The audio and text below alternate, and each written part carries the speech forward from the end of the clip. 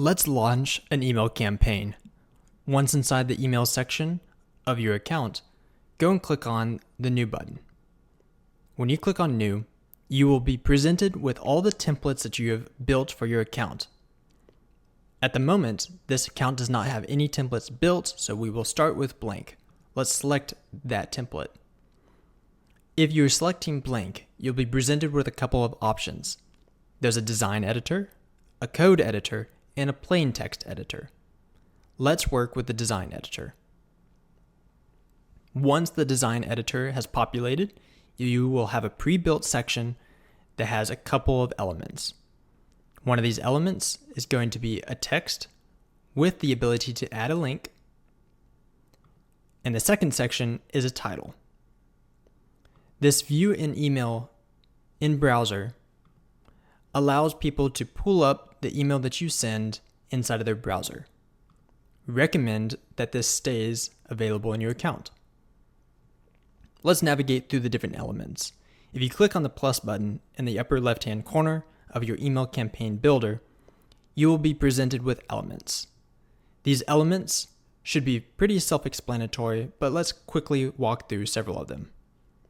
The text can be clicked, held, and dragged into your page. Once the text element is selected, you can then click on various elements and edit them to your liking. There is a top navigation bar that gives you the ability to change the heading type, the font type, sizes, colors, italic, bold, underline, add text links, line height, as well as create bullet points, add custom values, trigger links, and then use an AI in your account. Let's navigate back to the elements. Additional elements include images, in which when you drag the image, you will be given the ability to resize by clicking, holding, and dragging it to the size that you like. Or you can select the width and height on the left-hand navigation pane that pops up when you select the element. To change the image, click on the Edit button, and you can select your image from the media storage library. You can also delete the image from here as well. You can add alt text, link details, alignment, and padding from within this section. The padding will show up for multiple different elements that you add. For example, when you select on the left padding section, you can increase the padding to your liking. Let's add 40 pixels and you can see that the image shifted to the right. Let's go back to elements. Another important element is going to be the button, in which you can click, hold, and drag it into your builder.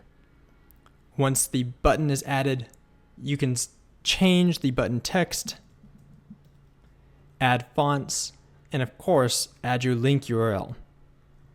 Then you can change it to the sizing and look and feel that you desire. Additional elements include logos, a divider line, the ability to add social media icons and links to the style that you like,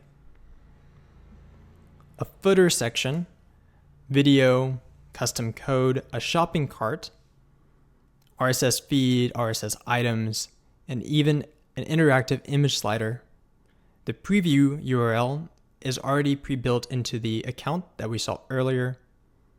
Products, FAQ. If you scroll down to the bottom of the elements section, you will see layouts. These layouts can be dragged and dropped onto your email builder, and you'll be presented with sections in which you can go and adjust the column layout. If we select the 4, we will see multiple column layouts. We can then drag and drop various elements into those sections to adjust the look and feel of our email. At the top navigation, let's click on Manage Elements. We will then see that because we added this additional section, there is a section that we can select a drop-down and see all of the columns and their elements inside. When we drop down the column, in particular for the image, we have a couple of icons for mobile and desktop. When we click on the mobile, this will deselect the image from showing on mobile. So if you want to style an email that looks different for desktop versus mobile, you can do so here. Next, let's look at appearance. When we click on the appearance section, we will see templates, in which we can select template details that are standard for our email. We can add a background image URL, add the image here, and select the background color and body color. Next is button styling. So each button that you add will have a pre-built styling. Next are the dividers, in which you can add the specific styling for the dividers in your email campaign builder. You have custom CSS and mobile formatting. With mobile formatting, you can pre-select the sizing of various heading types to be different for mobile versus desktop. Last but not least, you have a link where you can change the look and feel of the links that are added to your email builder. At the top navigation section, we also have A/B testing. When we turn that on, we have a couple of different test types, including changing up the email subject, changing up the email content, changing the test duration from various times, the number of variations, the test size of initial emails it will send to, and you can visualize the distribution, and choose the winning criteria type, whether it's unique open rates or unique click rates. Last but not least, you have saved items. This will show based on which sections you have saved. If you hover over a section, you can click on the saved button, and then it'll populate inside of the saved section area. You can then drag and drop that to help speed up your email campaign building time. At the very top of your email builder, you can select and change the name, and you have the ability to save. Next to the save button, you also have 3 dots. When you click the 3 dots, you can test send the email, preview the template, see version history, and add file attachments. You also have the ability to undo and redo. Let's click on send or schedule. This page gives us all of the options that we need to set up and send this particular email campaign. The first option is going to be send now. When you click on send now, you have a couple of options that you need to fill in. The primary one is sender email. This sender email must be a verified email address in which you can change and verify inside of the email campaign settings. You can also set a custom reply to address for the specific campaign. Otherwise, it defaults to your account default. You then have a sender name, a subject line, preview text, and choose your recipients. You can either choose all contacts, send to a specific smart list, or choose contacts from specific tags. Once you do that, you can click on the plus button and select the group of contacts that you would like to send to. You then have UTM tracking, in which you can turn on to help with analytics and seeing the results of your campaign.